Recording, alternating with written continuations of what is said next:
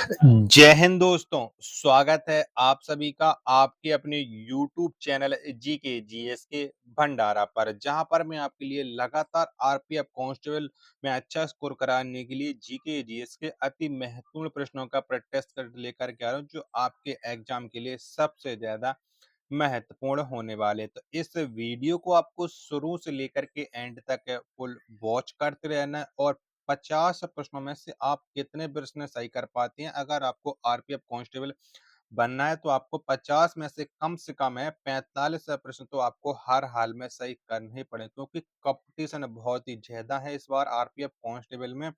तो सिलेक्शन आपको लेना पड़ेगा ही। तो फिर चलिए शुरू करते हैं। तो पहला प्रश्न है आपके सामने कि भारत में पाषाण कालीन शिला चित्रकारी कहाँ पाई जाती है। तो कहाँ पर पाई जाती है ये आपको बताना है। एक का राइट आंसर है क्या हो जाएगा। तो भारत में पाषाण कालीन शिला चित्रकारी ये भीमबेटका में पाई जाती है। यहाँ पर भीमबेटका में एक का बी ऑप्शन है वो राइट आंसर हो जाएगा। चलिएगा दूसरा प्रश्न आ जाता है कि मोहनजोदड़ो का नाम का अर्थ डॉट डॉट में मुर्दों का टीला है। तो बताइए कौन सी भाषा में है। दो का आंसर आपको देना है। तो ये सिंधी भाषा में है मोहनजोदड़ो का अर्थ मुर्दों का टीला। दो का डी ऑप्शन है वो राइट आंसर है हो जाएगा। चलिएगा तीसरा प्रश्न आ जाता है कि प्राचीन काल में अवध को किस नाम से जाना जाता था। बताओ किस नाम से जाना जाता था। तो प्राचीन काल में जो अवध है अवध को जाना जाता था कोसल के नाम से, यानी कोसल प्रदेश के नाम से जाना जाता था। तीन का ए ऑप्शन है वो राइट आंसर है हो जाएगा। चलिएगा अगला प्रश्न है प्रश्न संख्या 4 है आपके सामने कि भारत में सजदा प्रथा किसने शुरू की थी। तो बताओ किसके द्वारा ये भारत में सजदा प्रथा को शुरू किया गया था। चार का आंसर आपको देना है। तो ये सजदा प्रथा वो गयासुद्दीन वलवन ने की थी। चार का सी ऑप्शन राइट आंसर है हो जाएगा। पांचवा प्रश्न है आपके सामने कि विजयनगर साम्राज्य के पहले राजा कौन थे। तो कौन थे। तो विजयनगर साम्राज्य के जो पहले राजा हैं वो हरिहर प्रथम थे। यानी पांच का सी ऑप्शन राइट आंसर हो जाएगा, क्योंकि विजयनगर साम्राज्य की स्थापना हरिहर बुक्का नामक है दो भाइयों ने की थी। छठवां प्रश्न है आपके सामने कि निम्नलिखित में से किस राजा को औरंगजेब ने छत्रपति शिवाजी महाराज के विरुद्ध युद्ध के लिए भेजा था। तो किसे भेजा था औरंगजेब ने ये आपको बताना है। छठवां का राइट आंसर क्या हो जाएगा। तो औरंगजेब ने शिवाजी महाराज के विरुद्ध जयसिंह को भेजा था। यानी छठवां का डी ऑप्शन राइट आंसर हो जाएगा। सातवां प्रश्न आ जाता है आपके सामने कि 1680 में शिवाजी के पुत्र डॉट डॉट अपने भाई राजा राम के विरुद्ध उत्तराधिकार के युद्ध में विजय प्राप्त करने के बाद सिंहासन पर बैठे थे। तो कौन बैठे थे। सात का आंसर तो ये संभाजी बैठे थे। सी ऑप्शन राइट आंसर हो जाएगा। आठवां प्रश्न आ जाता है आपके सामने कि 1928 में वल्लभ भाई पटेल ने भू राजस्व वृद्धि के विरोध में गुजरात के डॉट डॉट तालुका में किसान आंदोलन का नेतृत्व किया था। तो कहां पर यह नेतृत्व किया गया था। आठ का आंसर आपको बताना है। तो बारदोली में किया था। यानी आठ का डी ऑप्शन देने वाले सभी लोगों का राइट आंसर हो जाएगा। सॉरी आठ का बी ऑप्शन बारदोली। नौवां प्रश्न है कि किस त्योहार के दिन जलियांवाला बाग हत्याकांड हुआ था। तो कब हुआ था। कौन सा दिन कौन सा त्योहार था उस दिन जब ये जलियांवाला बाग हत्याकांड हुआ था। तो वहां दिन त्योहार था बैसाखी। नौ का ए ऑप्शन राइट आंसर हो जाएगा। दसवां प्रश्न है आपके सामने कि निम्नलिखित अभिकथन ए और कारण आर दिया गया है। ठीक है, अब इसमें से आपको सही विकल्प का चुनना है कि इनमें से कौन सा सही है। तो अभी कहता है कि भारत एक लोकतांत्रिक देश है, बिल्कुल सही है। और कारण कि भारत का अपना एक संविधान है, बिल्कुल ये भी सही है। यानी ए और आर दोनों सही है, लेकिन आर एक उचित व्याख्या नहीं करता है। ठीक है, इसका और संविधान का लोकतंत्र का कोई एक महत्व नहीं, मतलब है मेल नहीं खा रहा, इसलिए बी ऑप्शन है उसका राइट आंसर हो जाएगा। चलिएगा वीडियो पसंद आ रही हो तो प्लीज वीडियो को आप लोग लाइक जरूर कीजिएगा, और चैनल को आप लोगों ने सब्सक्राइब नहीं कर रखा होगा तो चैनल को आप लोग जरूर सब्सक्राइब कर लीजिएगा। 11वां प्रश्न आ जाता है आपके सामने कि निम्नलिखित में से कौन सा भारतीय संविधान में शामिल एक मौलिक अधिकार नहीं है। तो बताओ कौन नहीं है मौलिक अधिकार। 11 का आंसर आपको देना है। तो संपत्ति अर्जित करने का अधिकार यह एक मौलिक अधिकार नहीं है। 11 का सी ऑप्शन है वो राइट आंसर हो जाएगा। 12वां प्रश्न आ जाता है कि निम्नलिखित में से कौन सा भारतीय संसद का नियमित सत्र नहीं है। तो बताओ इनमें से कौन-सा नहीं है भारत का एक नियमित सत्र? 12 का आंसर आपको देना है। फटाफट से बताओ 12 का राइट आंसर क्या हो जाएगा? तो ग्रीष्म सत्र ये एक भारत का नियमित सत्र नहीं है। 12 का ए ऑप्शन है वो राइट आंसर हो जाएगा। अगला प्रश्न पर संख्या 13 है आपके सामने कि निम्नलिखित में से किस राज्य की लोकसभा में एक से अधिक सीटें हैं? तो बताओ कौन से राज्य की हैं लोकसभा में एक से अधिक सीटें? तो मेघालय राज्य की हैं लोकसभा में एक से अधिक सीटें, यानी 13 का सी ऑप्शन देने वाले सभी लोगों का राइट आंसर हो जाएगा। 14 प्रश्न आ जाता है आपके सामने कि अनुच्छेद 78 के अंतर्गत मंत्रिपरिषद के सभी निर्णयों के बारे में इनमें से कौन राष्ट्रपति को सूचित करेगा? तो इनमें से कौन है राष्ट्रपति को सूचना देगा? 14 का आंसर आपको देना है। तो 78 अनुच्छेद के अनुसार है प्रधानमंत्री राष्ट्रपति को सूचना देंगे। बी ऑप्शन राइट आंसर हो जाएगा। 15 प्रश्न आ जाता है कि भारतीय संविधान का कौन सा अनुच्छेद संघ राज्य क्षेत्रों के लिए उच्च न्यायालयों से संबंधित है? कौन सा अनुच्छेद संबंध रखता है? तो अनुच्छेद 241 का संबंध है। 15 का ए ऑप्शन है वो राइट आंसर हो जाएगा। 16वां प्रश्न है आपके सामने कि भारतीय निर्वाचन आयोग के अनुसार 2020 तक भारत में मतदान करने हेतु न्यूनतम आयु कितनी है? कितनी है? तो न्यूनतम आयु है आपको पता है वो कितनी है? तो वो है आपकी 18 वर्ष। 16 का डी ऑप्शन राइट आंसर हो जाएगा। 17 प्रश्न आ जाता है आपके सामने कि संघ की राजभाषा हिंदी और लिपि देवनागरी होगी। यह भारतीय संविधान के किस अनुच्छेद में निर्धारित है? तो ये कौन से अनुच्छेद में निर्धारित है? तो इसका जो बताया गया है भारतीय भारतीय जो राजभाषा है वो हिंदी और लिपि देवनागरी होगी। ये अनुच्छेद 343 में कहा गया। 17 का डी ऑप्शन राइट आंसर हो जाएगा। 18वां प्रश्न है कि ब्रह्मांड का अध्ययन डॉट डॉट के रूप में जाना जाता है। तो किसके रूप में जाना जाता है ब्रह्मांड का अध्ययन? 18 का आंसर आपको देना है। तो ये कॉस्मोलॉजी के रूप में जाना जाता है। 18 का सी ऑप्शन राइट आंसर हो जाएगा।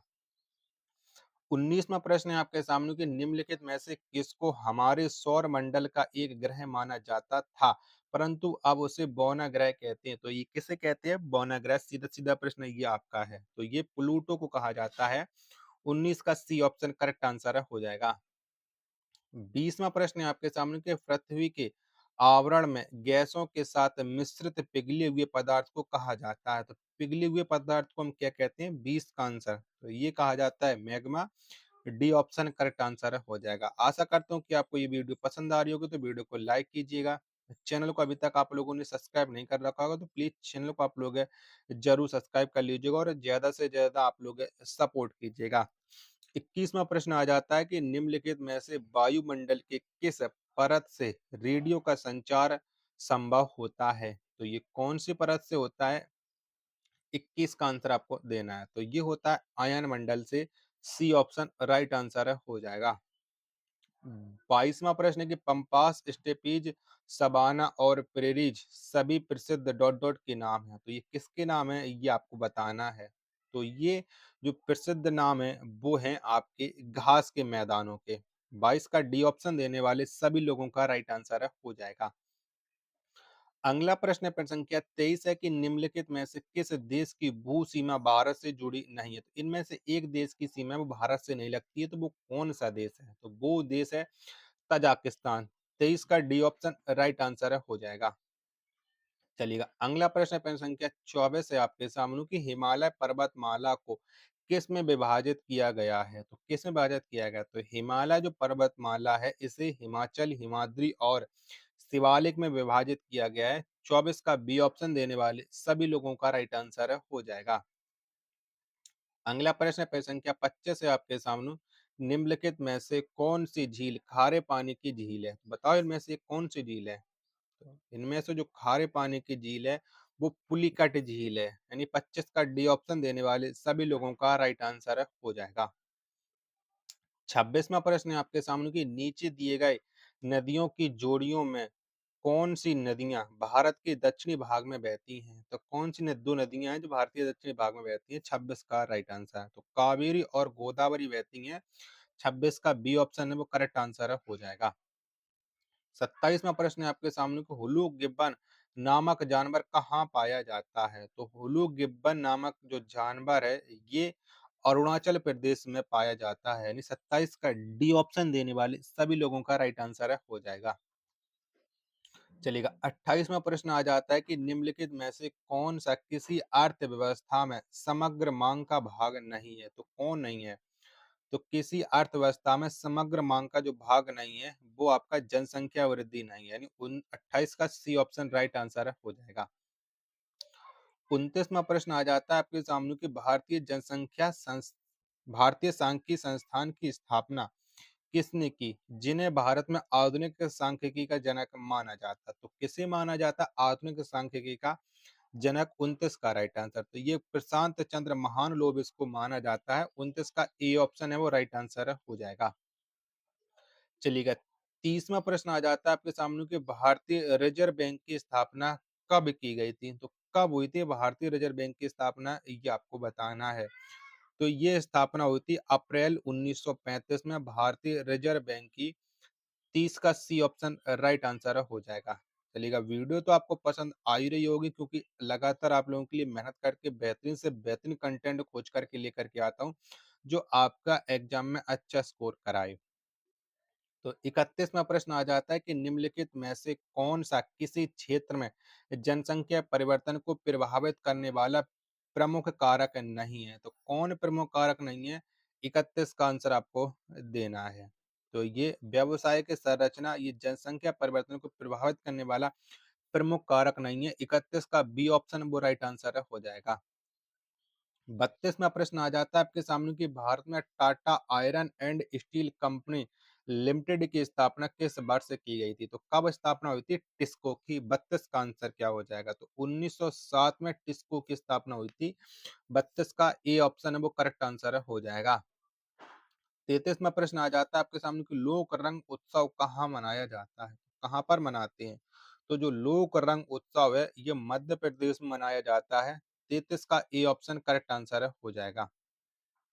34वां प्रश्न आ जाता है कि निम्न में से कौन सा वाद्य यंत्र हरिप्रसाद चौरसिया से संबंधित? इनमें से कौन सा वाद्य यंत्र है वो हरिप्रसाद चौरसिया बजाते हैं? तो हरिप्रसाद चौरसिया का जो संबंध है वो बांसुरी वादन से है।